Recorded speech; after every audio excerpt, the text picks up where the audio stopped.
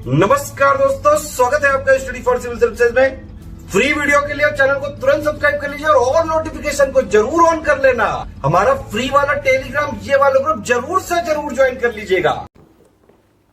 जय हिंद दोस्तों, मैं आशीष गोपाल शर्मा आपका बहुत बहुत स्वागत एवं अभिनंदन करता हूं आपके और हमारे इस YouTube channel study for civil services पर। सीरीज प्रारंभ करने से पहले मैं आपको कुछ बहुत ही महत्वपूर्ण जानकारी देना चाहता हूं जो कि संबंधित है हमारे पेड कोर्सेज के बारे में। यदि आप हमारे पेड कोर्सेज जो कि सभी राज्य सेवा आयोगों की परीक्षाओं के लिए आयोजित किए जाते हैं, साथ ही संघ लोक सेवा आयोग की परीक्षा के लिए भी आयोजित किए जाते हैं, उन्हें ज्वाइन करना चाहते हैं या फिर उनसे संबंधित कोई भी जानकारी प्राप्त करना चाहते हैं तो आप नीचे दिए गए इन कॉलिंग नंबर्स पर कॉल करके जानकारी प्राप्त कर सकते हैं। इसके अलावा यदि आपने अभी तक हमारा फ्री टेलीग्राम चैनल ज्वाइन नहीं किया है तो आप प्लीज़ उसे ज्वाइन करें, क्योंकि उसे ज्वाइन करने के पश्चात ही आपको हमारे जितने भी वीडियो नोटिफिकेशंस होते हैं अपडेटेड, वो आपको वहां प्राप्त होते रहेंगे। क्योंकि यूट्यूब सभी वीडियोस के नोटिफिकेशंस नहीं देता है, तो आप प्लीज़ इस टेलीग्राम चैनल को जरूर ज्वाइन करें। इसे ज्वाइन करने के लिए आपको सबसे पहले अपने मोबाइल में टेलीग्राम जो ऐप है उसको इंस्टॉल करना होगा। उसके बाद आप उसमें @study for civil services के नाम से हमारा चैनल सर्च कीजिएगा और उसे ज्वाइन कीजिएगा। इसके बाद यदि आपने अभी तक हमारा YouTube चैनल सब्सक्राइब नहीं किया है तो आप प्लीज़ उसे सब्सक्राइब करें और बेल आइकन दबाना ना भूलें। चलिए हम आगे बढ़ते हैं हमारी सीरीज़ की ओर। दोस्तों, हमारी ये जो सीरीज़ है ये मध्य प्रदेश लोक सेवा आयोग की मुख्य परीक्षा के पूर्व वर्षों के जो प्रश्न पत्र हैं उनके मॉडल आंसर्स के ऊपर संचालित की जा रही है। इस क्रम में हम लोगों ने 2018 के जो मुख्य परीक्षा के प्रश्न पत्र हैं उनमें प्रश्न पत्र क्रमांक 1 और प्रश्न पत्र क्रमांक 2 जो है वो कंप्लीट कर लिया था। आज हम लोग प्रश्न पत्र क्रमांक 3 के ऊपर चर्चा करेंगे, जिसमें कि सामान्य विज्ञान, विज्ञान एवं प्रौद्योगिकी, पर्यावरण, ऊर्जा, गणित एवं तार्किक क्षमता, इसके अलावा जो आपकी भारत की अर्थव्यवस्था और मध्य प्रदेश की अर्थव्यवस्था है उससे संबंधित प्रश्न पूछे जाते हैं। तो चलिए दोस्तों आगे बढ़ते हैं हमारी सीरीज के ऊपर। इसमें देखिए, इसका पार्ट ए हम लोग क्या करेंगे, आज डिस्कस करेंगे। पार्ट ए में जो प्रश्न आते हैं वो आपके आते हैं आपके जनरल जो साइंस होता है, साइंस एंड टेक्नोलॉजी, और आपका जो एनवायरनमेंट वाला जो पार्ट होता है उससे प्रश्न आपके पूछे जाते हैं। ये जो सीरीज संचालित की जा रही है, ये जो नवीन पाठ्यक्रम मध्य प्रदेश लोक सेवा आयोग के द्वारा जारी किया गया है वर्ष 2020 की परीक्षा के लिए, उसमें जो जो विषय शामिल हैं उन्हीं प्रश्नों को इस सीरीज में शामिल किया गया है।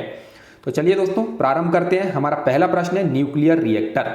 दोस्तों, न्यूक्लियर रिएक्टर आप सभी को पता होगा, परमाणु भट्टी इसको कहा जाता है न्यूक्लियर रिएक्टर को, ठीक है। और न्यूक्लियर रिएक्टर क्या होता है, इसको न्यूक्लियर रिएक्टर क्यों कहते हैं आप सभी को पता है, क्योंकि इसमें परमाणु ईंधन का उपयोग किया जाता है, ठीक। इसीलिए इसको क्या कहा जाता है, न्यूक्लियर रिएक्टर कहा जाता है, परमाणु जो है वो भट्टी इसको कहते हैं। न्यूक्लियर रिएक्टर है क्या, तो न्यूक्लियर रिएक्टर एक ऐसी युक्ति है या फिर एक ऐसी प्रक्रिया है जिसमें जो नाभिकीय विखंडन, जो परमाणु होते हैं उनमें जो नाभिकीय विखंडन की जो प्रक्रिया होती है, ठीक है, उसको नियंत्रित किया जाता है। अर्थात जो चेन रिएक्शन होता है किसी भी परमाणु में, ठीक है, तो उसको कंट्रोल यहां पर किया जाता है, ठीक। और उसके द्वारा क्या किया जाता है, उसके द्वारा ऊर्जा उत्पन्न की जाती है विभिन्न रूपों में, तो उसी को क्या कहा जाता है, न्यूक्लियर रिएक्टर कहा जाता है। तो न्यूक्लियर रिएक्टर एक ऐसा मतलब कह सकते हैं डब्बे नुमा या भट्टी नुमा आकृति होती है जिसके अंतर्गत नाभिकीय जो श्रृंखला अभिक्रिया होती है, जो न्यूक्लियर चेन रिएक्शन होती है, उसको कंट्रोल किया जाता है परमाणु भट्टी के अंदर। यही हम लोगों ने यहाँ पर लिखने का प्रयास किया है और इसका उपयोग हम लिखेंगे बहुत शॉर्ट में, विद्युत उत्पादन, अनुसंधान, जो परमाणु पनडुब्बियां होती हैं उनमें इसका उपयोग किया जाता है। इसके बाद हम हमारा अगला प्रश्न देखेंगे। हमारा अगला प्रश्न है विटामिन सी। विटामिन सी के स्रोत एवं इसकी कमी से होने वाली बीमारियों की बात यहाँ पर की जा रही है कि भाई विटामिन सी के स्रोत क्या क्या हैं एवं इसकी कमी से होने वाले रोगों के बारे में हमें बताना है। 3 नंबर का प्रश्न है और अधिकतम शब्द सीमा जो है वो इसकी निर्धारित नहीं है, लेकिन कम से कम 10 शब्दों में मिनिमम हमको दिया रहता है वहां पर एग्जाम में, कम से कम 1 पंक्ति या 10 शब्दों में इसका उत्तर देने का प्रयास करें। तो देखिए, इसके स्रोत पूछा है और बीमारियां, रोग और स्रोत, ये 2 चीजें पूछी गई हैं। तो स्रोत हम सभी को पता है सिट्रस फल या फिर जो खट्टे फल होते हैं जैसे कि संतरा, नींबू, कीवी, पपीता आदि, ये सभी विटामिन सी के भरपूर स्रोत होते हैं। जो साबुत अनाज होते हैं जिनको हम स्प्राउट्स बोलते हैं, ठीक है, वो भी क्या होते हैं, विटामिन सी के भरपूर स्रोत होते हैं, ठीक। अब हम सभी को पता है विटामिन सी या फिर सिट्रस फल किसको कहा जाता है, जो कि उष्ण कटिबंधीय जो प्रदेशों में पाए जाते हैं, ठीक है। इनकी जो फसल जो होती है सिट्रस फलों की बहुतायत, मतलब इनको कैसा गर्म जो जलवायु होती है वहां पर अधिक जो है वो क्या होते हैं, इनकी पैदावार होती है। तो उष्णकटिबंधीय जो प्रदेश है वहां पर सिट्रस फल या खट्टे फल अधिक पाए जाते हैं। ठीक, इनकी पैदावार या इनका उपज वहां ज़्यादा होती है। ठीक, और हाल ही में कोरोना वायरस का जो संकट है उसमें आप सभी को पता होगा, डॉक्टर्स जो है वो सलाह दे रहे हैं कि अधिक से अधिक विटामिन सी का आप क्या करें, सेवन करें। क्यों करें? क्योंकि विटामिन सी जो है वो हमारी रोग प्रतिरोधक क्षमता जो है वो उसको बढ़ाने का कार्य करती है। और ये कहा जा रहा है कि वर्तमान कोरोना जो महामारी है उसमें जिसकी इम्यूनिटी जितनी ज़्यादा स्ट्रांग है उस पर वो वायरस उतना ही कम जो है वो प्रभाव डाल पा रहा है। ठीक है, अब देखते हैं इसकी बीमारी, इससे होने वाले रोग कौन कौन से हैं। तो रोगों के बारे में चर्चा करेंगे। सबसे पहले हम देखेंगे स्कर्वी। देखिए, विटामिन सी से जो सबसे कॉमन रोग है वो होता है स्कर्वी। जैसे कि आपके मसूड़ों में सूजन आ जाती है। स्कर्वी के कारण क्या होता है, मसूड़े जो होते हैं वो फूल जाते हैं, उनमें सूजन आ जाती है, उनसे जो है वो लाल लाल हो जाते हैं, उनसे जो ब्लड जो है वो आना चालू हो जाता है। ठीक, इसके अलावा त्वचा संबंधी प्रकार, मतलब त्वचा संबंधी जो रोग होते हैं वो भी विटामिन सी की कमी से होते हैं। अगला प्रश्न हम लोग देखेंगे। हमारा अगला प्रश्न है एसिटिलीन एवं इसके उपयोग। 3 नंबर में इसका भी उत्तर हमको देना है। तो एसिटिलीन क्या है, एक गैस होती है, ये अत्यधिक अभिक्रियाशील होती है और इसमें लहसुन जैसी गंध आती है। इसकी गंध की जब हम बात करेंगे तो इसमें लहसुन जैसी गंध आती है, जिसका प्रमुख कारण होता है फॉस्फीन। जब फॉस्फीन इसमें मिलाई जाती है, ठीक है, जब फॉस्फीन के मिले होने के कारण इससे क्या होता है, लहसुन जैसी गंध आती है। ठीक है, इसका उत्तर हम लोग देखेंगे। यह एक रंगहीन गैस है जो काफ़ी गर्म चमकीली लौ के साथ जलती है। इसका अन्य नाम एल्कीन होता है। ठीक है, इसके उपयोग की बात करेंगे तो कटिंग, वेल्डिंग आदि में इसका उपयोग किया जाता है। जो वेल्डिंग वगैरह होती है, कटिंग, किसी जो लोहे वगैरह को हम काटते हैं, कटर वगैरह होती है, ठीक है, वेल्डिंग करना होता है, जब जोड़ना होता है हम लोगों को, तो उसमें इसका उपयोग किया जाता है। और फलों को पकाने में, कृत्रिम रूप से जब फलों को पकाया जाता है, ठीक है, तो उसमें भी एसिटिलीन जो होता है गैस का उपयोग किया जाता है। ये अत्यधिक अभिक्रियाशील गैस होती है। इसके बाद हम अगला प्रश्न देखेंगे। हमारा अगला प्रश्न है हमारा अम्ल वर्षा, एसिड रेन के बारे में पूछा जा रहा है। अम्ल वर्षा क्या होती है? ठीक, तो अम्ल वर्षा हम सभी को पता है किसके कारण होती है। जो कार्बन डाइऑक्साइड के अलावा जो वातावरण में सल्फर के ऑक्साइड और नाइट्रस के जो ऑक्साइड होते हैं वो जल के साथ मिलकर क्या करते हैं, अभिक्रिया करते हैं, रिएक्शन करते हैं H2O के साथ मिलकर, और उसके कारण तनु सल्फ्यूरिक एसिड H2SO4 व नाइट्रिक एसिड HNO3 का क्या करते हैं, निर्माण करते हैं, और वर्षा के रूप में क्या होता है, वो जमीन पर बूंदों के रूप में पहुंचते हैं, जिसके कारण क्या होता है, वनस्पति को नुकसान पहुंचता है, जीव जंतुओं को कई प्रकार की जो है वो रोग हो जाते हैं। हमारे ऊपर यदि वो एसिड रेन होती है तो फिर हमको भी कई प्रकार के त्वचा संबंधी जो है वो परेशानियों का सामना करना पड़ता है। तो इसका उत्तर भी इसी प्रकार लिखेंगे हम लोग। अम्ल वर्षा क्या है, वर्षा का वह रूप जिसमें कार्बन डाइऑक्साइड के अतिरिक्त सल्फर डाइऑक्साइड व नाइट्रोजन के ऑक्साइड जल के साथ घुलकर तनु सल्फ्यूरिक एसिड तथा नाइट्रिक एसिड HNO3 के रूप में बारिश करते हैं। ठीक, इन शॉर्ट अगर इसका उत्तर देना है, बहुत ही शॉर्ट में आपको इसका उत्तर देना, तो आप इस प्रकार भी दे सकते हैं कि अम्ल वर्षा क्या है आपका, CO2SO2NO।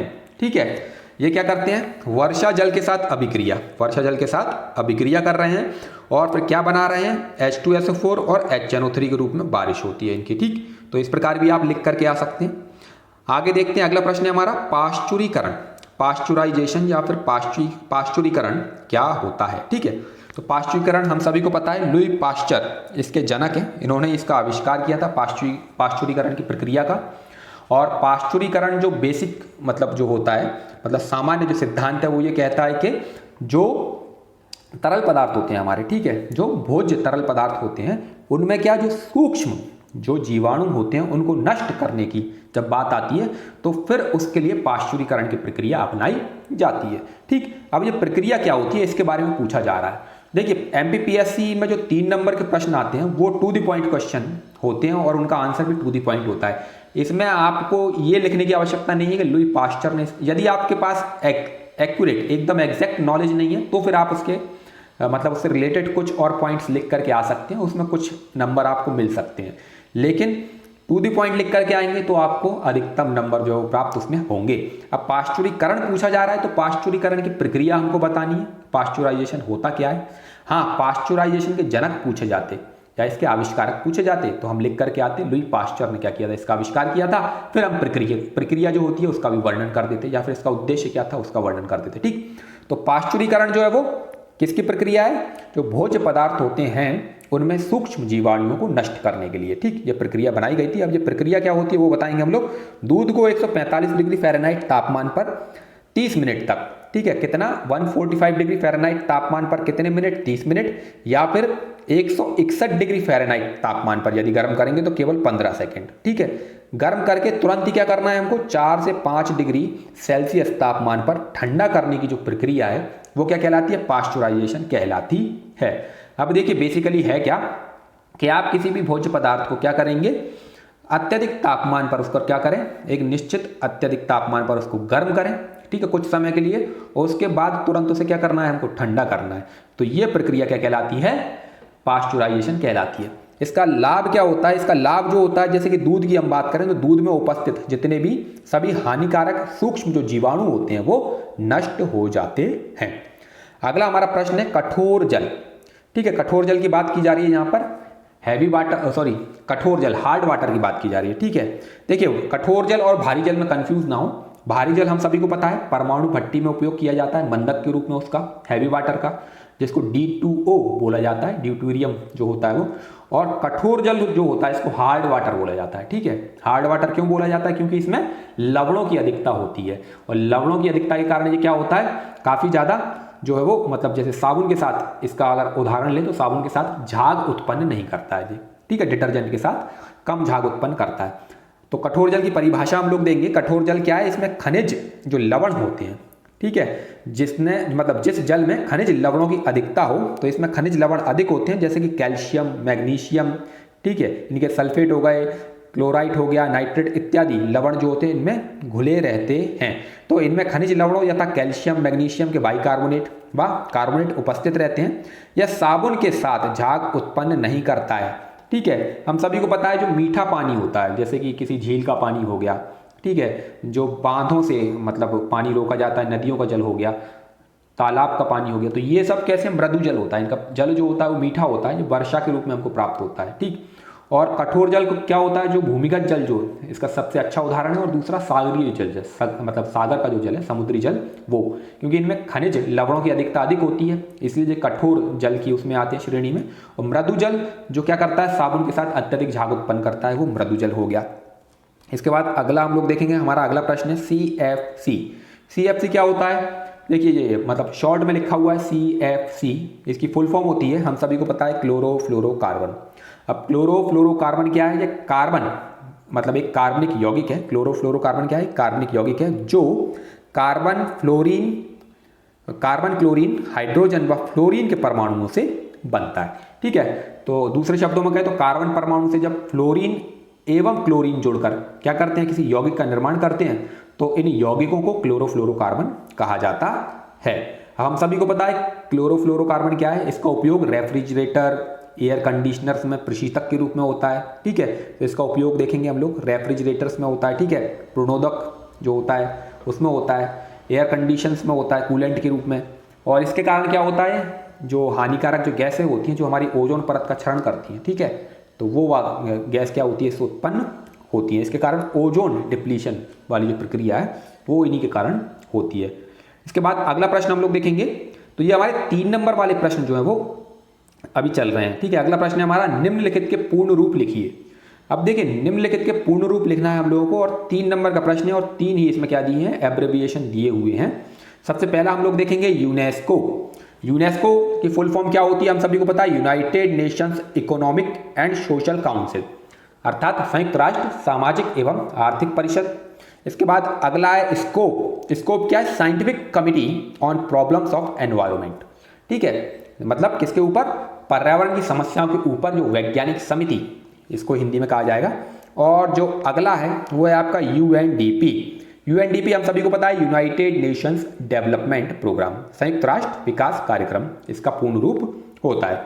अगला प्रश्न है हमारा, प्लेग महामारी के कारक जीव एवं इसका वैज्ञानिक नाम हम लोगों को लिखना है, ठीक है। तो इसके कारक की जब हम बात करते हैं तो कारक कौन है इसका? जो चूहा जो होता है उसकी सतह पर, मतलब उसकी जो स्किन होती है उसके ऊपर क्या पाया जाता है? कुछ पिस्सू पाए जाते हैं, ठीक है। पिस्सू क्या होता है? एक पंखहीन कीट होता है जो चूहे की त्वचा पर पाया जाता है, वो इसका प्रमुख कारक है। और इसका जो वाहक होता है वो होता है यार्सिनिया पेस्टिस, ठीक है। यार्सिनिया पेस्टिस इसका क्या है, वाहक होता है। ठीक, मतलब जो वाहक का वैज्ञानिक नाम है यार्सिनिया पेस्टिस। तो इसमें क्या पूछा गया है, कारक जीव एवं इसका वैज्ञानिक नाम पूछा गया है। तो कारक जीव हमने बता दिया चूहा, इसमें उल्टा लिख दिया है मैंने। ठीक है, कारक जीव आपका होगा चूहा और वाहक का साइंटिफिक नेम होगा आपका यार्सिनिया पेस्टिस। ठीक, अगला प्रश्न है हमारा, किन्हीं दो जैविक कीटनाशी के वैज्ञानिक नाम लिखिए। कोई भी दो जो जैविक कीटनाशी होते हैं, ठीक है, उनके नाम हम लोगों को लिखने हैं, वो भी साइंटिफिक। 3 नंबर में पूछा गया है, पहला हो गया आपका बैसिलस थुरिंजिएंसिस और दूसरा हो गया आपका ट्राइकोडर्मा। ठीक है, बैसिलस थुरिंजिएंसिस जो होता है वो बटरफ्लाई कैटर विलर के नियंत्रण में उपयोग किया जाता है, और ट्राइकोडर्मा जो होता है वो कवक जो होते हैं, जो पादपों में जो मतलब कवक से रिलेटेड जो बीमारियां होती हैं उनमें ट्राइकोडर्मा, ठीक है, इसका उपयोग किया जाता है। जैसे कि आपका जो वाइट मीली, मतलब वाइट मीली एक प्रकार का बग होता है, आपने पौधों में देखा होगा, उनके फूलों में और उनकी पत्तियों में उनके जो शाखाएं होती हैं उन पर वाइट वाइट कलर का एक फफूंद टाइप जम जाती है। ठीक है, तो उसको वाइट मीली बोला जाता है। तो उसके लिए ट्राइकोडर्मा जो होता है ये जो है जैविक कीटनाशी उपयोग में लाया जाता है। इसके बाद हम बात करेंगे सूर्य के प्रकाश में पाए जाने वाले प्राकृतिक रंगों के क्रमबद्ध नाम लिखना है। तो हम सभी को पता है विबग्योर, ठीक है, विबग्योर अर्थात वी से आपका होगा वॉयलेट, ठीक है, आई से इंडिगो, फिर आपका ब्लू, फिर ग्रीन, फिर येलो, उसके बाद ऑरेंज और फिर रेड। तो ये आपका हो गया विबग्योर। इसी क्रम में हम लोग क्या करेंगे, नाम लिख देंगे। जो आपका स्पेक्ट्रम वाला आपने प्रैक्टिकल किया होगा आपके स्कूल के टाइम में, ठीक है, जो वर्ण का मतलब क्या करते हैं हम लोग, एक प्रिज्म लेते हैं और उस प्रिज्म में क्या करते हैं वो पिन लगाते थे चारों तरफ। तो प्रैक्टिकल आप लोगों ने किया होगा प्रिज्म वाला। तो वही है कि सूर्य के प्रकाश में पाए जाने वाले प्राकृतिक रंगों के क्रमबद्ध नाम लिखना है। तो उसी से निकल करके फिर 7 रंग जो होते हैं वो आते हैं, इनको विबग्योर इन शॉर्ट कहा जाता है। तो वो लिखेंगे हम लोग बैगनी, जामुनी, नीला, हरा, पीला, नारंगी व लाल। ठीक है, 3 नंबर में इतना ही पूछा है और इतना ही लिख करके हमको आना है। अगला प्रश्न है हमारा, ब्लीचिंग पाउडर क्या होता है, इसके 2 उपयोग बताएं। अब ब्लीचिंग पाउडर, इसका उत्तर देंगे हम लोग, इसे विरंजन चूर्ण कहा जाता है। ठीक है, क्या कहा जाता है इसे, विरंजन चूर्ण कहते हैं। ठीक है, यह चूने का क्लोराइड है। किसका, चूने का क्लोराइड है। और इसका रासायनिक जो नाम है वो होता है कैल्शियम हाइपोक्लोराइड, CaOCl2। CaOCl2 इसका जो है वो रासायनिक समीकरण होता है। यह क्या है, एक अकार्बनिक यौगिक है। कैसा यौगिक है, अकार्बनिक यौगिक, सफेद, रवेदार व ठोस होता है। और क्लोरीन की जो गंध होती है वो काफी तीव्र होती है। इसका उपयोग पीने के पानी को शुद्ध करने में किया जाता है। इसके अलावा क्लोरोफॉर्म व क्लोरीन जो गैस बनाने में किया जाता है। अगला प्रश्न है हमारा, किन्हीं 3 ग्रीन हाउस गैसों के नाम लिखिए। अब देखिए 3 ग्रीन हाउस गैसों के नाम पूछे गए हैं तो हम 3 लिखेंगे। सबसे पहला हो गया आपका कार्बन डाइऑक्साइड। हम सभी को पता है कि सबसे ज्यादा जो हरित गृह प्रभाव उत्पन्न करता है, ठीक है, ग्रीन हाउस इफेक्ट जिसको हम लोग बोला जाता है, ठीक है, जिसके कारण ग्लोबल वार्मिंग, वैश्विक तापन की जो परिघटना है वो देखी जा रही है। तो उसके लिए सर्वाधिक जिम्मेदार जो गैस कौन सी है वो कार्बन डाइऑक्साइड है। ठीक है, तो सब प्रमुख गैस ग्रीन हाउस गैस कौन सी है, कार्बन डाइऑक्साइड। इसके बाद ओजोन और फिर नाइट्रस के ऑक्साइड। इसके अलावा मीथेन इसके अंतर्गत आती है। ठीक है, तो और भी कई गैसें हैं तो वो इसके अंतर्गत आती हैं। 3 नाम पूछे गए हैं तो 3 प्रमुख नाम हम लोगों ने यहाँ पर बताए हैं। इसके बाद अगला प्रश्न हम लोग देखेंगे, ये हमारे 3 नंबर वाले प्रश्न जो है वो यहाँ पर समाप्त होते हैं। इसके बाद अब प्रश्न आते हैं आपके 6 नंबर वाले, ठीक है, जिनका उत्तर हम लोगों को लगभग कितने 100 शब्दों में देने की बात यहाँ पर कही गई है। ठीक, और नए जो पाठ्यक्रम के जो विषय हैं उन्हीं पर आधारित प्रश्न इसमें हम लोगों ने शामिल किए हैं। ठीक है, अब सबसे पहला प्रश्न है हमारा, प्लास्टर ऑफ पेरिस एवं इसका उपयोग बताना है हम लोगों को कि प्लास्टर ऑफ पेरिस होता क्या है और इसके विभिन्न उपयोग बताइए। ठीक है, तो 6 नंबर में या अधिकतम 100 शब्दों में इसका उत्तर देने का प्रयास करेंगे। तो रासायनिक रूप से प्लास्टर ऑफ पेरिस क्या है, अर्ध जलीय कैल्शियम सल्फेट है। ठीक है, रासायनिक रूप से केमिकली मतलब क्या कहा जाता है इसको, प्लास्टर ऑफ पेरिस को कैल्शियम सल्फेट, अर्ध जलीय कैल्शियम सल्फेट कहा जाता है। यह जिप्सम से प्राप्त होता है। ठीक है, और इसको प्लास्टर ऑफ पेरिस क्यों कहते हैं, क्योंकि जिप्सम का प्रमुख रूप से पेरिस के निकट पाया जाता है। ठीक है, जो जिप्सम है वो बहुतायत में पेरिस के निकट पाया जाता है, इसकी खोज वहीं से हुई, इसीलिए इसको प्लास्टर ऑफ पेरिस कहा जाता है। इसके गुण, तो ये किस प्रकार का होता है, क्या गुण धारण करता है ये, तो यह सफ़ेद चूर्ण जैसा होता है, जल के साथ मिलाने पर शीघ्रता से कठोर रूप धारण कर लेता है। ठीक है, इसके उपयोग जो पूछे गए हैं तो उपयोग बताएंगे हम लोग, जैसे कि टूटी हुई हड्डियों को जोड़ने एवं उन्हें व्यवस्थित करने में। ठीक है, जब हड्डी टूट जाती है या फ्रैक्चर हो जाता है शरीर में कहीं पर, ठीक है, तो उसको क्या किया जाता है, प्लास्टर उसके ऊपर किया जाता है, तो प्लास्टर ऑफ पेरिस होता है। सजावटी सामान बनाने में, खिलौने आदि। ठीक है, इसके अलावा मूर्तियाँ, शल्य उपकरण आदि के जो सांचे होते हैं, ठीक है, जो सांचे बनाए जाते हैं उनको बनाने में। इसके अलावा भवन निर्माण की जब हम बात करते हैं तो भवन निर्माण में छतों, दीवारों आदि पर जो किया जाता है प्लास्टर, ठीक है, उसकी बात की जा रही है। और दंत चिकित्सा में जो डेंटिस्ट होते हैं, ठीक है, उसमें भी प्लास्टर ऑफ पेरिस का उपयोग किया जाता है। इसके बाद हमारा अगला प्रश्न है संक्षारण एवं इसकी रोकथाम।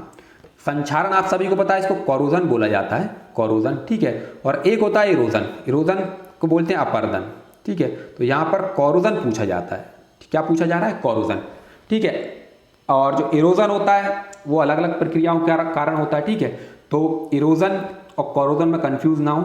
ठीक, हिंदी में इसका जो है वो सिमिलरिटी ज़्यादा नहीं है। संक्षारण एक अलग प्रक्रिया हो गई, अपरदन एक अलग प्रक्रिया हो गई। संक्षारण हम बताएंगे तो संक्षारण आप ऐसे समझ के रखिए कि धातु के संदर्भ में जो है वो संक्षारण की प्रक्रिया होती है। ठीक है, तो इसका उत्तर देंगे हम लोग कि संक्षारण क्या है, इसकी रोकथाम किस प्रकार की जा सकती है। ठीक है, तो संक्षारण के बारे में बताएंगे। सबसे पहले संक्षारण क्या है, जब धातु, कोई भी मेटल जो होता है, सीधी सी बात है, इसको सीधे शब्दों में कहें तो धातु में जंग लगने की जो प्रक्रिया है, या धातु का क्या होता है वो, मतलब जो क्षरण होने लगता है किसी भी कारणवश। ठीक है, जैसे चांदी काली पड़ जाती है, लोहे में जंग लग जाती है। ठीक, तो ये सब कैसी प्रक्रियाएं, ये संक्षारण की प्रक्रिया है। ठीक है, तो उसी क्या संदर्भ में इसका उत्तर देंगे हम लोग। संक्षारण क्या है, जब धातु पानी और वायुमंडल, पानी अर्थात नमी और वायुमंडल की जो ऑक्सीजन के संपर्क में आती है तो वो क्या करती है, तो धीरे धीरे अवांछित पदार्थों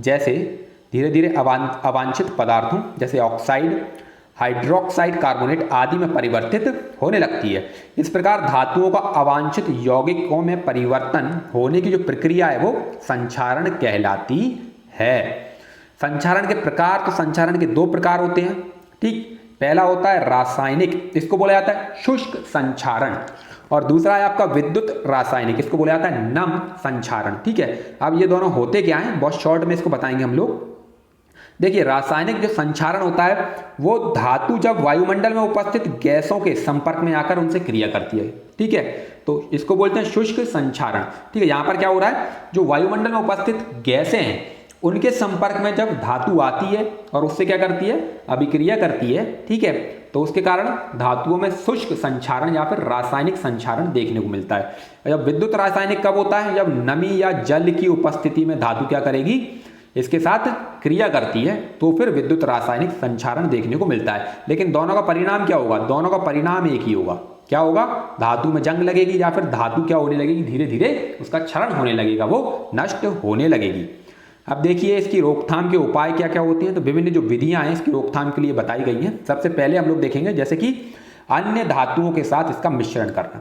ठीक है, अर्थात हम क्या करते हैं, एक धातु के साथ क्या कर देते हैं, दूसरी धातु को मिला करके, ठीक है, नई धातु का निर्माण करते हैं। जैसे कि लोहे और कार्बन को उसको मिश्रित करके स्टेनलेस स्टील बनाई जाती है। ठीक है, अब स्टेनलेस स्टील के बर्तन हम सभी के घरों में यूज होते हैं और हम सभी को पता है कि स्टील के जो बर्तन होते हैं उनमें जंग नहीं लगती है ना।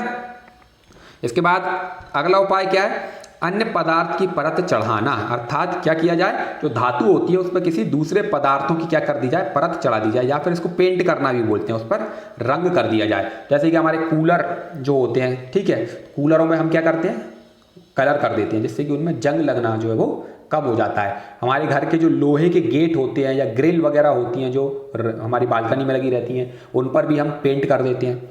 ठीक है, तो अन्य पदार्थों की क्या चढ़ा देते हैं, उन पर परत चढ़ा देते हैं जो कि जंग रोधक होते हैं। ठीक है, तो जैसे लोहे पर पेंट, ग्रीस आदि की परत चढ़ा दी जाती है। इसके अलावा जंगरोधी पदार्थों का लेपन भी किया जाता है। ठीक है, अब जंगरोधी पदार्थ कौन से होते हैं, जैसे कि जिंक, क्रोमियम, तो लोहे पर जब जिंक या क्रोमियम आदि की परत चढ़ा दी जाती है तो क्या होता है, ये जो प्रक्रिया होती है धातु के संक्षारण की वो कम हो जाती है। ठीक, अगला प्रश्न है हमारा न्यूक्लियर फॉल आउट एवं इसका प्रभाव बताना है हम लोगों को। ठीक है, तो न्यूक्लियर फॉल आउट की घटना कब होगी?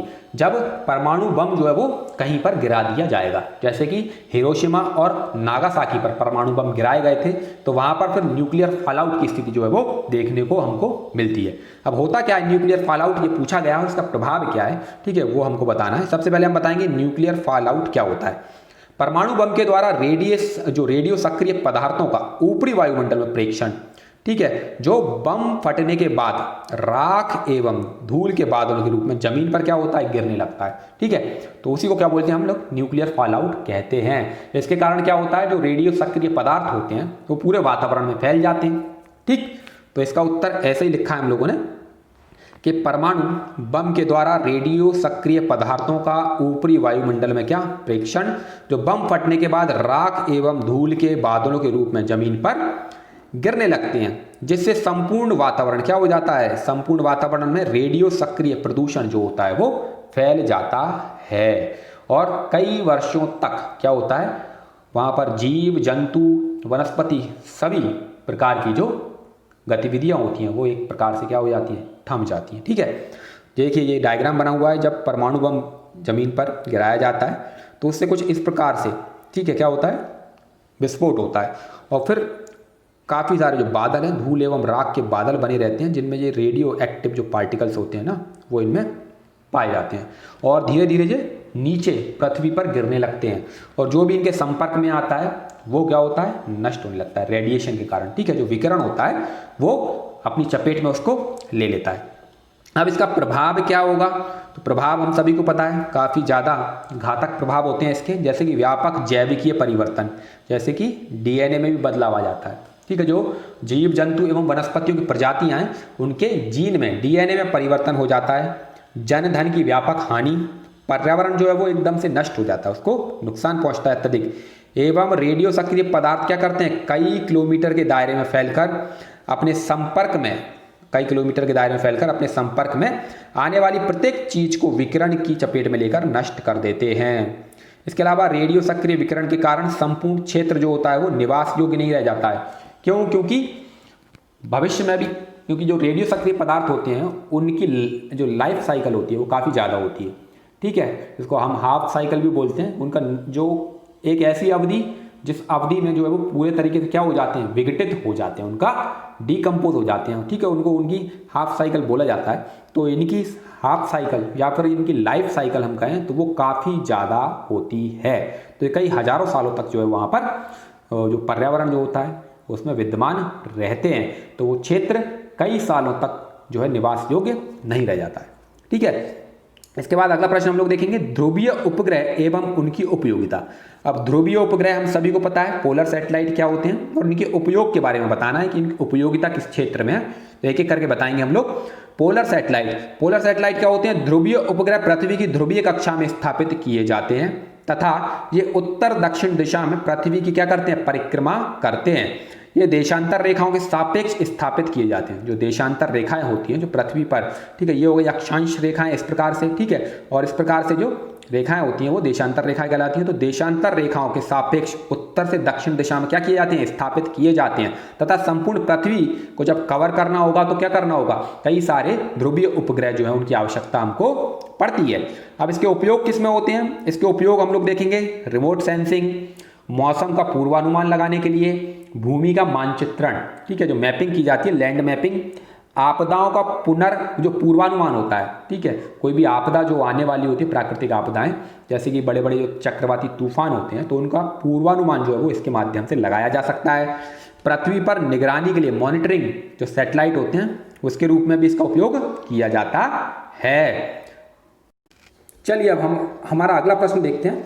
हमारा अगला प्रश्न है, तालाब को एक पारिस्थितिक तंत्र मानते हुए इसके विभिन्न पोषी स्तरों का वर्णन कीजिए। ठीक है, देखिए तालाब की बात की जा रही है, तालाब को एक पारिस्थितिक तंत्र मानना है और इसके विभिन्न जो पोषी स्तर है, जो टॉपिक लेवल होते हैं, उनका वर्णन हमको यहाँ पर करना है। अब देखिए क्या होता है, जो जलीय पारिस्थितिक जो तंत्र होते हैं उनके अंतर्गत तालाब हो गया आपका, ठीक है, झील हो गई आपकी, ठीक है, जो पोखर हो गए आपके, इसके अलावा जो सागरीय जो पारिस्थितिक तंत्र आते हैं वो जलीय पारिस्थितिक तंत्र के अंतर्गत उनको शामिल किया जाता है। ठीक है, अब जलीय जो पारिस्थितिक तंत्र होते हैं इनमें कई प्रकार की वनस्पति व जंतु पाए जाते हैं। ठीक है, एवं इनमें जो होता है वो जो जैव विविधता जो होती है, मतलब बायोडाइवर्सिटी जो होती है, जिसमें जंतु, पौधे, कई प्रकार के सूक्ष्म जीव होते हैं, उनको मिला करके क्या बनता है, इनका ट्रॉपिक लेवल या एक पारिस्थितिक तंत्र का ये निर्माण करते हैं, जिसमें अलग अलग जो होते हैं वो ट्रॉपिक लेवल होते हैं या पोषी स्तर पाए जाते हैं। तो उनके वर्णन की बात की जा रही है और उपयुक्त उदाहरण भी हमको क्या करना है, यहाँ पर देना है। तो हम लोग उदाहरण के साथ इसका उत्तर देने का प्रयास करेंगे। सबसे पहले हम लोग देखेंगे ये जो डायग्राम बना हुआ है, इसके माध्यम से हम लोग जो विभिन्न पोषी स्तर है उनको समझने का प्रयास जो है यहाँ पर करेंगे। ठीक है, देखिए सबसे पहले जब हम बात करते हैं ट्रॉपिक लेवल जो होता है, उसमें जैसे ट्रॉपिक लेवल 1 होता है आपका, जिसमें प्राथमिक उत्पादक आते हैं। तो किसी तालाब की जब हम बात करते हैं तो उसमें सबसे निचले स्तर पर, जिसको हम प्रथम पोषक तल कहते हैं, जिसमें प्राइमरी जो प्रोड्यूसर्स होते हैं, जो प्राथमिक उत्पादक होते हैं, वो इसके अंतर्गत आते हैं, जिनको हम लोग डाइटम या फाइटोप्लैंक्टन कहते हैं। ठीक है, डाइटम या फाइटोप्लैंक्टन कहते हैं। ये क्या होते हैं, ये जलीय जो कह सकते हैं जलीय जो वनस्पतियाँ होती हैं, एक प्रकार से जो ब्लू ग्रीन एल्गी टाइप छोटे छोटे वनस्पतियाँ जो तलीय क्षेत्र में पाए जाते हैं किसी भी जलीय पारिस्थितिक तंत्र के, तो वो डाइटम व फाइटोप्लैंक्टन्स के नाम से जाने जाते हैं। इनको प्रथम पोषक तल या ट्रॉपिक लेवल 1 कहा जाता है। ठीक, इसके बाद जब हम देखते हैं दूसरा जो इसका ट्रॉपिक लेवल होता है, इसमें आपके प्राथमिक उपभोक्ता आते हैं। अब जो प्राथमिक उपभोक्ता या फिर प्राइमरी, इनको क्या कहा जाता है, कंज्यूमर कहा जाता है, प्राथमिक उपभोक्ता कहा जाता है, जो द्वितीय पोषक तल का क्या करते हैं, निर्माण करते हैं। इसके अंतर्गत जो शाकाहारी मछलियाँ आती हैं, जो शाकाहारी मछलियाँ हैं वो इसके अंतर्गत आती हैं,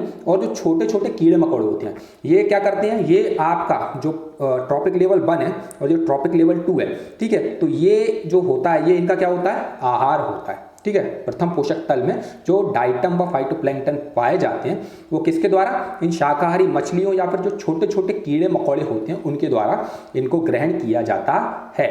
ठीक है, तो ये हो गया आपका द्वितीय पोषक तल। इसके बाद जब हम बात करते हैं तृतीय पोषक तल की, जो ट्रॉपिक लेवल 3 होता है, ठीक है, उसकी जब हम बात करते हैं तो इसमें बड़ी मछलियां पाई जाती हैं, सांप पाए जाते हैं, जो बड़े जीव होते हैं, ठीक है, जलीय पारिस्थितिक तंत्र के, वो इसमें पाए जाते हैं ट्रॉपिक लेवल 3 में। और ये क्या करते हैं, ये इनका जो शाकाहारी या प्राइमरी जो कंज्यूमर्स होते हैं, प्राथमिक उपभोक्ता होते हैं, ये इनको आहार के रूप में ग्रहण करते हैं। इसके बाद फिर हमारा जो आता है ट्रॉपिक लेवल 4 जिसको कहा जाता है, जब पोषी स्तर जो कहा जाता है इसको चौथा, ठीक है, उसके अंतर्गत आते हैं हमारे उच्च मांसाहारी, जैसे कि मगरमच्छ हो गए या काफ़ी बड़ी बड़ी जो मछलियाँ होती हैं, ठीक है, मांसाहारी, वो हो गए आपके बगुले वगैरह जो होते हैं, ठीक है, वो क्या करते हैं, वो मछलियों को क्या करते हैं तालाबों में या जलीय पारिस्थितिक तंत्र में उनको अपना आहार बनाते हैं। तो ये सब किसके अंतर्गत आते हैं, मगरमच्छ, सारस, बगुला आदि, ये उच्च मांसाहारी या फिर ट्रॉपिक लेवल या चतुर्थ जो पोषक तल होता है उसके अंतर्गत ये शामिल किए जाते हैं। तो इस प्रकार तो तालाब का जो पारिस्थितिक तंत्र है वो इस प्रकार वर्गीकृत होता है। अब इसमें पूछा क्या गया है, पूछा गया पोषी स्तरों का वर्णन करना है, तो वो हम लोग ने डायग्राम के माध्यम से कर दिया है। ठीक है, और इसके पोषण जो स्तर है, पोषी स्तर है, ट्रॉपिक लेवल वो बताना है। तो सबसे ऊपर उच्च मांसाहारी, फिर आता है आपका तृतीय श्रेणी के उपभोक्ता, फिर द्वितीय श्रेणी के उपभोक्ता, फिर प्रथम श्रेणी के उपभोक्ता, और फिर आते हैं आपके प्राइमरी प्रोड्यूसर। इस प्रकार से इसका वर्णन जो है वो हम लोग यहाँ पर करते हैं। ठीक है, इसके बाद हमारा अगला जो प्रश्न है वो है आपका हीमोफीलिया। हीमोफीलिया पर एक टिप्पणी लिखिए। ठीक है, अब हीमोफीलिया हम सभी को पता है कि ये एक बीमारी है।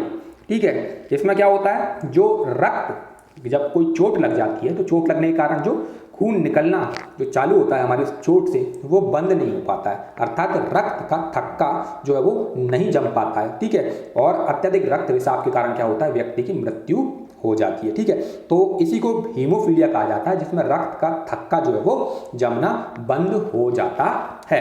ठीक है, तो इसी के संदर्भ में इसके उत्तर देने का प्रयास करेंगे। हीमोफीलिया, हीमोफीलिया पर एक टिप्पणी लिखिए। तो ये क्या है, हीमोफीलिया एक जेनेटिक डिसऑर्डर है। जेनेटिक डिसऑर्डर क्या होता है, ये एक वंशानुगत बीमारी होती है। ठीक है, जो क्या होता है मतलब पीढ़ी दर पीढ़ी, मतलब किसी मतलब आपके परिवार में यदि कोई ऐसी मेडिकल हिस्ट्री रही है हीमोफीलिया की, तो फिर वो संभावना रहती है कि आने वाली पीढ़ियों में वो बीमारी जो है वो बनी रहे। ठीक है, अब ये क्या है, एक आनुवांशिक बीमारी है हीमोफीलिया, जो आमतौर पर किस में देखी जाती है, जो पुरुषों में देखी जाती है।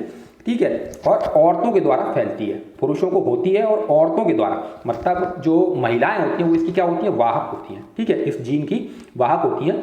इस रोग में शरीर के बाहर बहता हुआ जो रक्त है वो जमता नहीं है। अत्यधिक रक्तस्राव के कारण क्या होता है, व्यक्ति की जो है वो जान भी चली जाती है। ठीक, तो इसी के संदर्भ में इसका उत्तर देंगे। हीमोफीलिया एक जेनेटिक डिसऑर्डर है या वंशानुगत या आनुवांशिक बीमारी है। इसमें व्यक्ति के शरीर में रक्त के बहाव को रोकने की क्षमता अर्थात खून का थक्का जमना बंद हो जाता है तथा आंतरिक रक्त बहाव के कारण क्या होता है, पीड़ित व्यक्ति की मृत्यु भी हो जाती है। यह एक जानलेवा बीमारी है जिससे भारत सहित संपूर्ण विश्व जो है वो अभी जूझ रहा है। ठीक है, प्रत्येक वर्ष हीमोफीलिया के विषय में जन जागरूकता के लिए, प्रत्येक वर्ष हीमोफीलिया के विषय में जन जागरूकता के लिए 17 अप्रैल को विश्व हीमोफीलिया दिवस जो है वो मनाया जाता है। अब देखिए, कोशिश हमने ये की है कि इसका उत्तर लगभग 50 शब्दों में हम लोग दें, इसलिए इसको बहुत ही शॉर्ट में लिखने का प्रयास हम लोगों ने किया है। ठीक है, फिर भी इसके लक्षण यदि आप चाहें तो लिख सकते हैं, जैसे कि अगर किसी व्यक्ति को हीमोफीलिया की बीमारी है तो उसके लक्षण होंगे, शरीर में नीले नीले निशान उसके जो है वो दिखाई देंगे आपको। ठीक है, उसके नाखून जो होते हैं, ठीक है, उनसे भी क्या होता है, खून का जो होता है वो रिसाव होता रहता है। आंख के अंदर जो होता है वो खून का निकलना, आंखों से भी, और उसके जो जोड़ होते हैं, ठीक है, जो जॉइंट्स होते हैं उनमें भी स्वेलिंग जो है वो देखी जाती है। इस रोग से पीड़ितों की जब हम बात करते हैं तो भारत में, ठीक है, इसकी संख्या काफी कम है और ये बीमारी जो होती है वो रक्त में आम्बोप्लास्टिन नामक पदार्थ की कमी से होती है। ठीक है, आम्बोप्लास्टिन नामक एक पदार्थ होता है, ठीक है, उसकी कमी के कारण क्या होता है, ये बीमारी जो है वो लोगों में पाई जाती है। अगला प्रश्न हम लोग देखेंगे। अगला प्रश्न है हमारा, विधि विज्ञान से क्या तात्पर्य है और विधि विज्ञान में कीटों की भूमिका के बारे में हमको बताना है।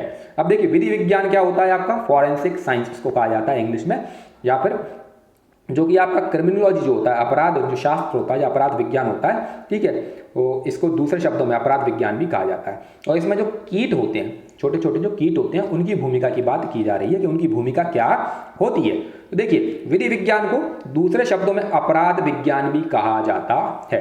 ठीक है, क्या कहा जाता है, फॉरेंसिक साइंस को दूसरे शब्दों में अपराध विज्ञान, क्रिमिनोलॉजी भी कहा जाता है। इसके अंतर्गत विधि विज्ञानी अपराध स्थल से वैज्ञानिक साक्ष्यों के नमूने एकत्रित कर प्रयोगशाला में उनका सूक्ष्म विश्लेषण कर अपराधी को पकड़ने में क्या करते हैं, महत्वपूर्ण भूमिका निभाते हैं। ठीक है, आपने देखा होगा कि जहां कहीं भी मतलब कहीं प्रकार का कोई आपराधिक प्रकरण होता है तो वहां पर फॉरेंसिक की टीम जाती है और अपने तरीके से क्या करती है, वहां पर जो वैज्ञानिक साक्ष्य होते हैं उनको जुटाने का प्रयास वो करती है। अब इसमें भूमिका पूछी जा रही है किसकी, कीटों की। कोई जो छोटे छोटे कीट होते हैं, ठीक है, उनकी क्या भूमिका होती है विधि विज्ञान में। तो देखिए, सबसे महत्वपूर्ण भूमिका क्या होती है, मान लीजिए कहीं पर कोई मृत शरीर पाया गया है, ठीक है, तो कीटों के द्वारा क्या किया जाता है, मृत शरीर का विघटन किया जाता है, ठीक है, डिकम्पोज किया जाता है। तो उसमें दिए गए उनके अंडों एवं लार्वाओं के द्वारा पोस्टमार्टम, ठीक है, उसके मृत्यु के कारण, शव की स्थिति में परिवर्तन आदि का पता लगाया जाता है। मान लीजिए एक फॉरेंसिक साइंस ने, मान लीजिए कोई मर्डर केस है और उसकी हत्या कर दी गई है कुछ दिन पहले, ठीक है, और बॉडी एक हफ्ते बाद मतलब फॉरेंसिक साइंस की टीम या किसी को पता चलता है कि यहाँ पर कोई डेड बॉडी पड़ी हुई है, तो क्या होगा, एक हफ्ते के दौरान वहाँ पर मतलब वो बॉडी डिकम्पोज होना चालू हो जाएगी।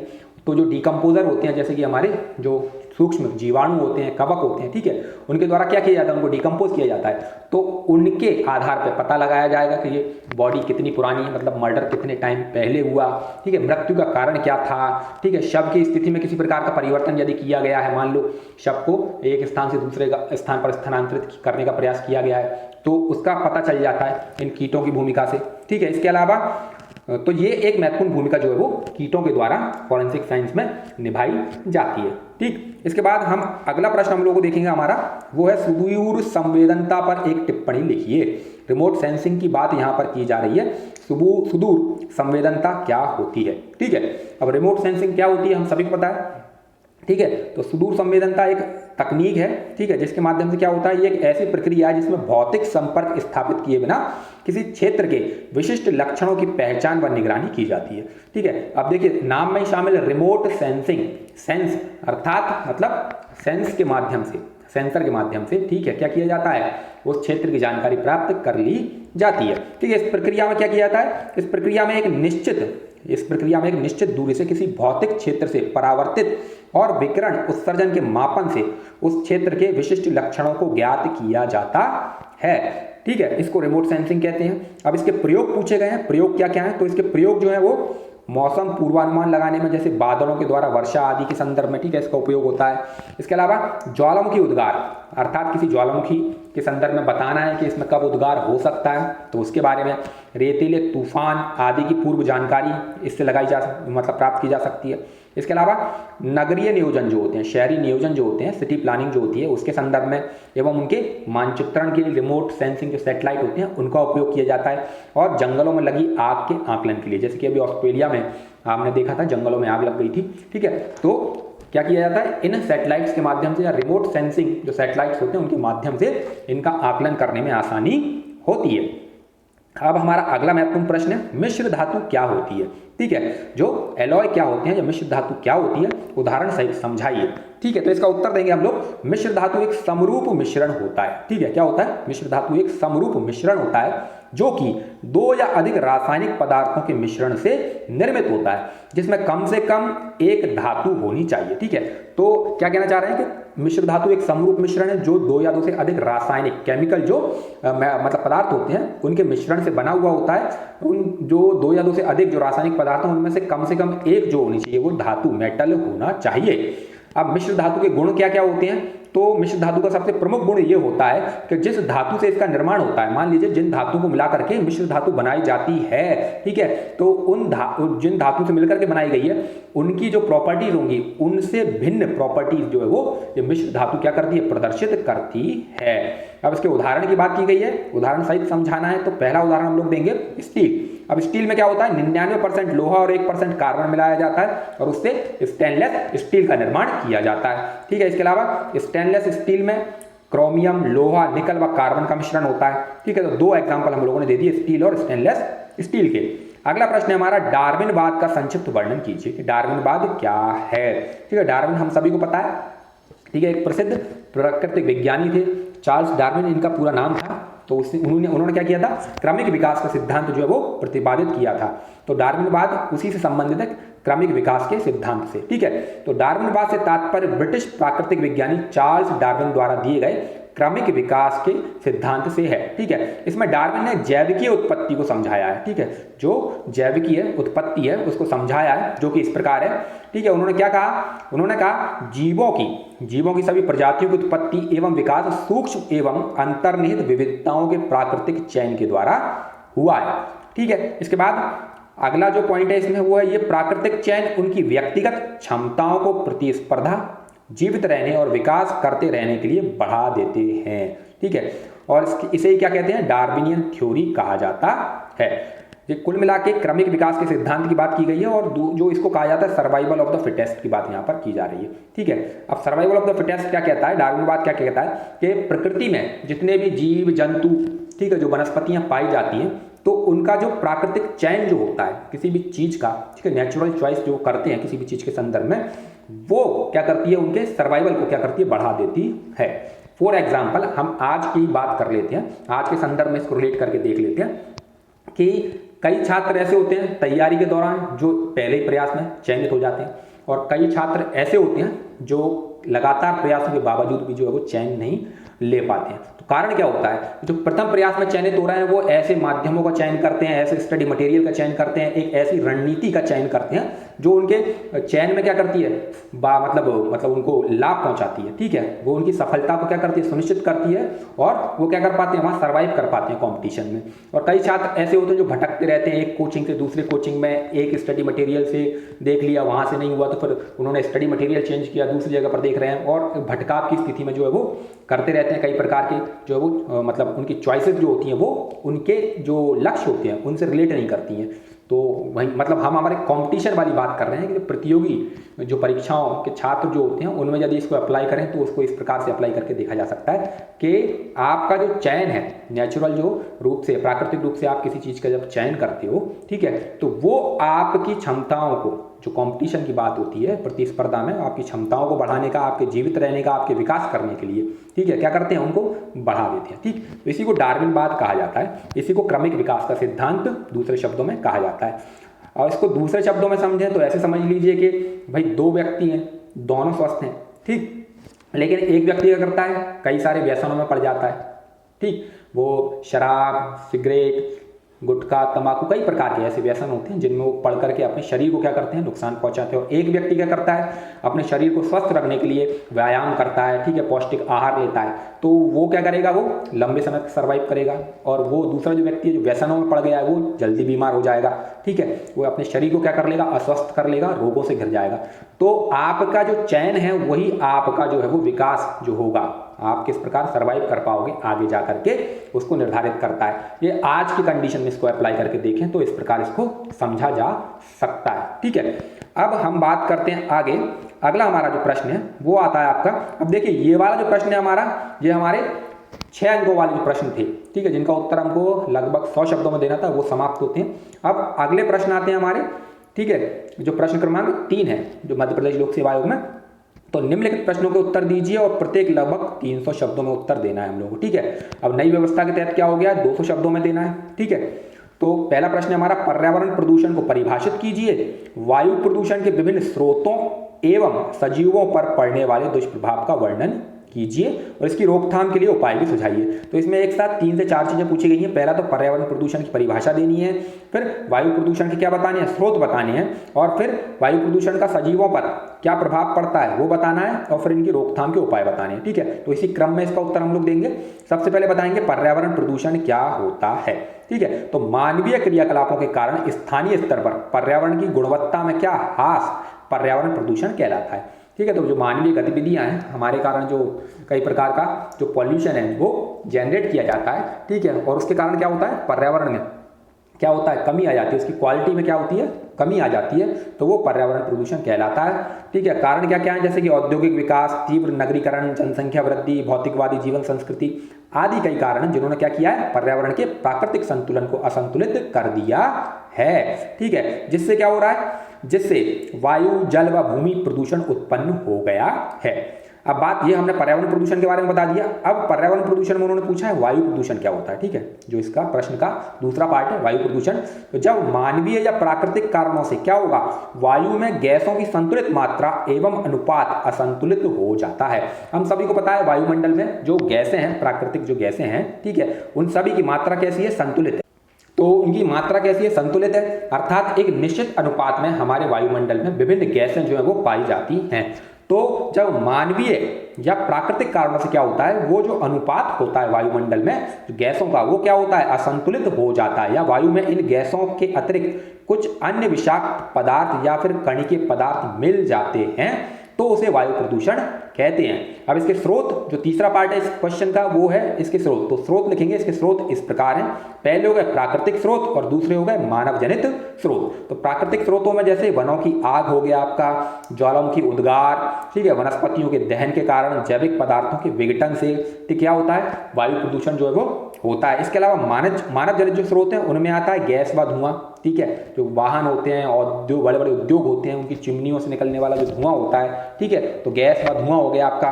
कणिकीय पदार्थ हो गए आपके जो धूल, मिट्टी, ठीक है, इस प्रकार से जीवधारुओं के श्वसन व ईंधन को जलाने से भी क्या होता है, ठीक है, प्रदूषण, वायु प्रदूषण फैलता है, ठीक है। अब इसके बात करते हैं अगले पार्ट की, सजीवों पर इसका प्रभाव क्या पड़ता है, मतलब सजीव अर्थात मानव हो गया, जीव जंतु हो गए, वनस्पति हो गई, उन पर इसका क्या प्रभाव होता है, तो उसके बारे में बात करेंगे। तो सजीवों पर प्रभाव के बारे में सबसे पहले हम देखेंगे कार्बन मोनोऑक्साइड जैसी प्रदूषित गैसों से क्या होता है, मनुष्य की दम घुटने से मृत्यु तक हो जाती है। इसको दम घोंटू गैस भी कहते हैं, कार्बन मोनोऑक्साइड, ठीक है। इसका क्या होता है, कार्बन मोनोऑक्साइड वायुमंडल में बढ़ जाती है, ठीक है। इसका प्रमुख स्रोत क्या है, परिवहन के साधन होते हैं या फिर जो औद्योगिक जो चिमनियों से धुआं वगैरह निकलता है उसके कारण जो होता है वो कार्बन मोनोऑक्साइड का उत्सर्जन होता है और ये वायु प्रदूषण फैलाती है, ठीक है। इसके बाद अम्ल वर्षा, अम्ल वर्षा भी किसका कारण है, वायु प्रदूषण के कारण होता है। अम्ल वर्षा में नाइट्रोजन के ऑक्साइड वायुमंडल की नमी के साथ क्या करते हैं, प्रतिक्रिया करके नाइट्रिक एसिड बनाते हैं, जैसे त्वचा कैंसर आदि जैसे रोग हो जाते हैं,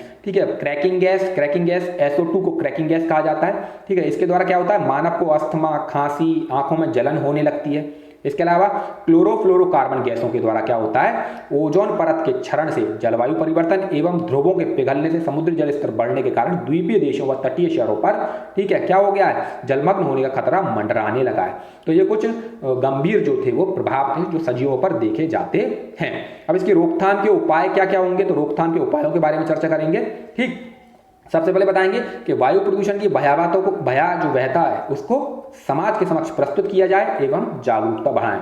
ठीक है, अर्थात जो एयर पॉल्यूशन है, वायु प्रदूषण के संदर्भ में लोगों में जागरूकता बढ़ाई जाए। ठीक है, जैसे कि हम लोग देखते हैं लोग अनावश्यक कारणों से क्या करते हैं, अपने वाहनों का उपयोग करते हैं। ठीक है, थोड़ी सी दूरी के लिए भी जाना है तो पैदल ना चल के वो क्या करते हैं, अपने मतलब जो निजी वाहन होते हैं उनका उपयोग करते हैं। ठीक है, और बड़े शहरों में हम लोग देखते हैं कि जो ट्रैफिक जाम की समस्या हमको देखने को मिलती है, पब्लिक जो मतलब यातायात की जो प्रणाली होती है, सार्वजनिक यातायात प्रणाली, उसका उपयोग कम किया जाता है, तो उसका उपयोग ज़्यादा किया जाए। ठीक है, ऊर्जा के वैकल्पिक साधनों का प्रयोग जो है वो किया जाना चाहिए।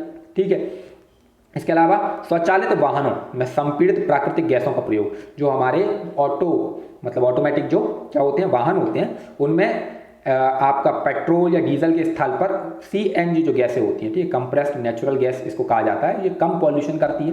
ठीक है, तो इसका उपयोग ज़्यादा किया जाए।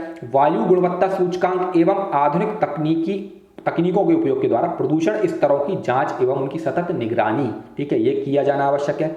निजी वाहनों के स्थान पर सार्वजनिक परिवहन, ठीक है, निजी वाहनों के स्थान पर जो सार्वजनिक परिवहन के साधन है उनका अधिक से अधिक उपयोग किया जाए।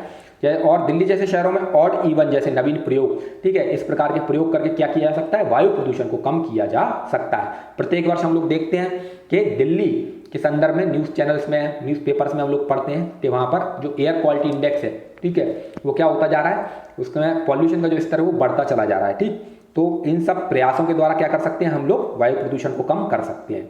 अगला हमारा प्रश्न है वो है आपका, जैव विविधता से क्या तात्पर्य है।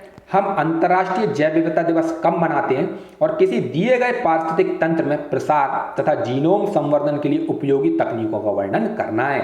ठीक है, इसमें भी 3-4 प्रश्न एक साथ हैं, तो इनका पार्ट वाइज हम क्या करेंगे, उत्तर देने का प्रयास करेंगे। सबसे पहले हम बताएंगे जैव विविधता क्या होती है। ठीक है, अंतर्राष्ट्रीय जैव विविधता दिवस कब मनाया जाता है, फिर किसी दिए गए पारिस्थितिक तंत्र में इनका प्रसार और जो जीनोम संवर्धन की जो उपयोगी तकनीकें हैं उनका वर्णन हम लोग करेंगे। तो सबसे पहले हम बताएंगे 1922 में 1922 में रियो डी जेनेरियो में आयोजित पृथ्वी सम्मेलन में जैव विविधता की कुछ इस तरह परिभाषित किया गया था। ठीक है, अर्थात जो बायोडाइवर्सिटी होती है उसको इस प्रकार परिभाषित किया गया था। जैव विविधता क्या है, तो जैव विविधता समस्त स्रोतों यथा अंतर क्षेत्रीय, स्थलीय, समुद्री एवं अन्य जलीय पारिस्थितिक तंत्रों के जीवों के मध्य अंतर और साथ ही उन सभी पारिस्थितिक तंत्रों जिनके ये भाग हैं में पाई जाने वाली विविधता है। ठीक है, अब आगे बात करेंगे जैव विविधता अभिसमय। जैव विविधता अभिसमय क्या है, ठीक है, ये जैव विविधता से संबंधित एक अंतर्राष्ट्रीय संधि है। इसे 22 मई 1992 को नैरोबी सम्मेलन में स्वीकार किया गया था। अब ये जैव विविधता अभिसमय क्यों लिखा जा रहा है, क्योंकि जिस दिन इसको स्वीकार किया गया था, ठीक है, उसी दिन को जैव विविधता दिवस के रूप में मनाया जाता है। ठीक, तो इसी की स्मृति में प्रत्येक वर्ष 22 मई को क्या मनाया जाता है, अंतर्राष्ट्रीय जैव विविधता दिवस मनाया जाता है। इसके बाद प्रश्न का जो तीसरा पार्ट है, प्रसार एवं जीनोम संवर्धन के लिए उपयोगी तकनीकों के बारे में बताना है। ठीक है, तो उसके बारे में चर्चा करेंगे। ठीक, जैव विविधता के प्रसार एवं संरक्षण के लिए 2 तरह के प्रयास किए जाते हैं। सबसे पहला हो गया आपका स्वस्थानीय संरक्षण, इन सिटू कंजर्वेशन हो गया आपका, ठीक है, और दूसरा हो गया बाह्य स्थानीय संरक्षण, एक्स सिटू कंजर्वेशन। ठीक, तो सबसे पहले बात करेंगे हम किसकी, स्वस्थानीय संरक्षण की। अब स्वस्थानीय संरक्षण या इन सिटू संरक्षण क्या होता है, ठीक है, इसके अंतर्गत जीव एवं वनस्पतियों को उनके वास क्षेत्र अर्थात जहां पर वो निवास करते हैं, ठीक है, उसी क्षेत्र में क्या किया जाता है, संरक्षित किया जाता है, यहाँ पर संरक्षण प्रदान किया जाता है। इसके अंतर्गत निम्नलिखित तकनीकों का प्रयोग किया जाता है। अब ये तकनीकें कौन कौन सी हैं, देखिए, सबसे पहले नेशनल पार्क जो राष्ट्रीय उद्यान होते हैं, उसके बाद वन्य जीव अभ्यारण्य जो वाइल्ड लाइफ सेंचुरीज होती हैं, फिर समुद्री संरक्षित क्षेत्र, समुद्र में जो है वो प्रोटेक्टेड जो रीजन्स होते हैं वो बना दिए जाते हैं। पवित्र उपवन सैक्रेड ग्रोव्स का निर्माण करके बायोस्फीयर रिजर्व जो होते हैं, ये सब किसकी तकनीकी हैं, जीनोम संवर्धन की तकनीकी हैं। किसके अंतर्गत, स्वस्थानीय इन सिटू कंजर्वेशन के अंतर्गत। फिर बात करेंगे बाह्य स्थानीय संरक्षण। इसके अंतर्गत क्या होता है, इसके अंतर्गत जीव व वनस्पतियों को उनके वास क्षेत्र से हटाकर किसी अन्य स्थान पर क्या किया जाता है, संरक्षित किया जाता है। इसके अंतर्गत निम्नलिखित तकनीकों का प्रयोग किया जाता है, जैसे कि बीज बैंक। ठीक है, मान लीजिए कोई पादप प्रजाति है, ठीक है, तो उनके क्या किए जाते हैं, बीजों को वहां पर संरक्षित किया जाता है बीज बैंक में। फिर जीन बैंक हो गया, उनका जो डीएनए स्ट्रक्चर होता है, उनके जो जीन होते हैं उनको संरक्षित करके रखा जाता है ताकि भविष्य में उनसे क्या किया जाता है, उनका विकास किया जा सके। ठीक है, इसके बाद निम्न तापीय संरक्षण, क्रायो प्रिजर्वेशन इसको कहा जाता है, अर्थात अत्यधिक निम्न तापमान पर क्या किया जाता है, ठीक है, संरक्षण किया जाता है। इनके जैसे जीन हो गया, इनके बीज हो गए, इनका क्लोनिंग एक अन्य प्रकार हो गया वनस्पति उद्यान हो गए, बॉटेनिकल गार्डन हो गए, ठीक है। फिर जो आपका जो चिड़ियाघर हो गया, आपका जू हो गए, जंतु उद्यान हो गया आपका, ठीक है। इसके अलावा प्रजनन तकनीकें हो गई आपकी, ठीक है, जो ब्रीडिंग टेक्नोलॉजीज होती हैं उनके माध्यम से अन्य स्थान पर मतलब जो एक्स टू बाह्य स्थानीय संरक्षण वो किया जाता है। उपरोक्त तकनीकों के अतिरिक्त इनके अलावा जो तकनीकें हैं इनके अलावा वैधानिक एवं अंतर्राष्ट्रीय संधियों यथा कार्टाजेना प्रोटोकॉल, नागोया प्रोटोकॉल आदि के माध्यम से क्या किया गया है, जैव विविधता के प्रसार व जीनोम संरक्षण के उपाय किए गए हैं, जो जैव विविधता के क्या करते हैं, संरक्षण हेतु नई तकनीकों व नवाचार को प्रोत्साहित करते हैं। इस प्रकार ये उत्तर हम लोग क्या करते हैं, यहाँ पर कंक्लूड करते हैं। अब हमारा अगला प्रश्न है, जो अंतिम प्रश्न है इसका, ऊर्जा के गैर परंपरागत स्रोत और उनमें से किन्हीं तीन का क्या करना है, हमको वर्णन करना है, ठीक है। जो नॉन रिन्यूएबल सोर्सेज हैं एनर्जी के, उनका बारे में बताना है वो क्या होते हैं, ठीक है, और किन्हीं तीन का वर्णन हमको यहाँ पर करना है, ठीक। तो सबसे पहले इसकी परिभाषा देंगे कि भाई गैर परंपरागत स्रोत होते क्या है। तो किसी भी राष्ट्र के औद्योगिक विकास के आधार उसके ऊर्जा संसाधन होते हैं, ठीक है। यहाँ पर एक थोड़ी सी भूमिका बनाएंगे, तथा यह आर्थिक विकास को गति प्रदान करते हैं। सामान्य रूप में पृथ्वी पर ऊर्जा का सबसे प्रमुख स्रोत सूर्य है। अगर नॉर्मली देखा जाए तो एनर्जी का सबसे बड़ा स्रोत पृथ्वी पर देखा जाए तो कहां से प्राप्त होती है, सूर्य से प्राप्त होती है। लेकिन परंपरागत प्रयोग के आधार पर ऊर्जा संसाधनों को दो रूपों में हमने वर्गीकृत किया है। पहला होता है परंपरागत और दूसरे होते हैं गैर परंपरागत स्रोत, ठीक है। तो परंपरागत स्रोत जो होते हैं वो हम सभी को पता है, जैसे कि कोयला, लकड़ी, पेट्रोलियम, खनिज तेल, प्राकृतिक गैस, जो हमको किससे मिलते हैं, प्राकृतिक रूप से प्राप्त होते हैं, ठीक है। इनका उत्खनन हम करते हैं। और गैर परंपरागत स्रोत कौन से होते हैं, सौर ऊर्जा, पवन ऊर्जा, ज्वारीय ऊर्जा, भूतापीय ऊर्जा, ठीक है। इनमें कॉमन अंतर पाया जाता है कि परंपरागत स्रोत जो होते हैं, ठीक है, इनकी मात्रा कैसी है, सीमित है, ठीक है। और इनको हम क्या कर रहे हैं, परंपरा के अनुसार मतलब कई सालों से इनका उत्खनन करते आ रहे हैं और इनका उपयोग करते हुए आ रहे हैं, और एक निश्चित समय के बाद क्या होंगे, ये समाप्त हो जाएंगे। जबकि नॉन रिन्यूएबल सोर्सेज क्या है, ये कभी समाप्त नहीं होने वाले हैं, ठीक है। तो और दूसरा इनमें अंतर क्या है कि परंपरागत जो स्रोत हैं ऊर्जा के, ये कैसे होते हैं, ये प्रदूषण अत्यधिक फैलाते हैं, अर्थात ये प्रदूषणकारी होते हैं। जबकि गैर परंपरागत स्रोत ऊर्जा के कैसे होते हैं, ये प्रदूषण नहीं फैलाते हैं, ये कैसे होते हैं, इको फ्रेंडली होते हैं, ठीक है। क्लीन एनर्जी इसको कहा जाता है, स्वच्छ ऊर्जा के अंतर्गत के लोग ये स्रोत हैं वो आते हैं, ठीक। तो सौर ऊर्जा, पवन ऊर्जा, ज्वारीय ऊर्जा, भूतापीय ऊर्जा, परमाणु ऊर्जा और बायोगैस, ठीक है, ये सब किसके अंतर्गत आते हैं, गैर परंपरागत ऊर्जा स्रोतों के अंतर्गत आते हैं। अब तीन गैर परंपरागत ऊर्जा स्रोतों के वर्णन के बारे में हमसे पूछा गया प्रश्न में, तो हम तीन का वर्णन करेंगे। सबसे पहले हम बात करेंगे सौर ऊर्जा की, सोलर एनर्जी। तो सामान्य अर्थों में सूर्य से प्राप्त होने वाली विकिरण ऊर्जा को ही क्या कहा जाता है, सौर ऊर्जा कहते हैं। ये प्राय उष्णकटिबंधीय क्षेत्रों में जहां वर्ष में लगभग 300 दिन सूर्य का प्रकाश प्राप्त होता है, ज्यादा सुलभ है। देखिए सौर ऊर्जा क्या है, सूर्य से प्राप्त, सूर्य की किरणों से जो विकिरण ऊर्जा प्राप्त होती है, ठीक है, वो सौर ऊर्जा कहलाती है। और इसकी मात्रा सर्वाधिक कहां पाई जाएगी, जहां मतलब सूर्य की किरणें सीधी पड़ती होंगी, तो उष्णकटिबंधीय जो प्रदेश है, अर्थात 30 डिग्री उत्तरी अक्षांश से लेकर के 30 डिग्री दक्षिण अक्षांश के बीच में का जो क्षेत्र है, ठीक है, कर्क रेखा और मकर रेखा के बीच का क्षेत्र, ठीक है, वो उष्णकटिबंधीय क्षेत्र कहलाता है। और यहाँ क्या होता है, वर्ष के मतलब जो दिन होते हैं उनमें अधिकांश समय यहाँ पर सूर्य की किरणें जो होती हैं वो ज्यादा समय तक प्राप्त होती हैं, तो यहाँ पर ज्यादा सुलभ है सौर ऊर्जा। वर्तमान में इसकी दो तकनीकों के द्वारा मतलब इसको प्रयोग में लाया जाता है, यथा सौर तापीय तकनीक और दूसरी हो गई आपकी सौर फोटोवोल्टिक तकनीक, ठीक है। अब इसके लाभ क्या हो गए, पहला लाभ हो गया ये कभी ना समाप्त होने वाली ऊर्जा है, अर्थात ये कैसी है, ये मतलब आपका बोलते हैं सतत ऊर्जा इसको कहा जाता है, ये कभी ना समाप्त होने वाली ऊर्जा है, ठीक है, वाला सतत एवं नवीकरणीय ऊर्जा का संसाधन है। दूसरा, आसानी से इसको उपयोग किया जा सकता है। और तीसरा, प्रदूषण नहीं है और पर्यावरण को कोई हानि से नहीं होती है, अर्थात ये कैसी है, स्वच्छ ऊर्जा, क्लीन एनर्जी का क्या है, रूप है। इसके बाद दूसरी महत्वपूर्ण ऊर्जा जिसका वर्णन हम करेंगे वो है पवन ऊर्जा, ठीक है। पवन ऊर्जा अर्थात जो पवनों से प्राप्त होती है, तो पवन चक्कियों की सहायता से क्या किया जाता है, प्रवाहित वायु के दोहन के द्वारा उत्पन्न की गई ऊर्जा को पवन ऊर्जा कहते हैं, ठीक है। इसका प्रमुख रूप से उत्पादन कहाँ होता है, तटीय व मैदानी क्षेत्रों में, जहां पर क्या होती है, पवन जो होती है वो अपनी मतलब एक निश्चित गति से प्रवाहित होती रहती है, तो वो तटीय व मैदानी क्षेत्र जो होते हैं वहां पर इसका अत्यधिक जो है वो दोहन किया जा सकता है, ठीक है, जहां पर क्या होगा, अबाध रूप से पवनें बहती हैं, ठीक। अब इसके लाभ क्या है, ये नवीकरणीय ऊर्जा संसाधन है, ठीक है, कैसा है, रिन्यूएबल, ये कभी ना समाप्त होने वाला ऊर्जा संसाधन है, पर्यावरण हितैषी ऊर्जा है, क्लीन एनर्जी के अंतर्गत आता है और आसानी से उपलब्ध है, ठीक है, इसके लिए ज़्यादा प्रयास करने की आवश्यकता नहीं है। इसके बाद अगला आता है हमारा तीसरा जो पूछा गया है वो है बायोमास या जैव ऊर्जा का हम क्या करेंगे यहाँ पर विवरण करेंगे।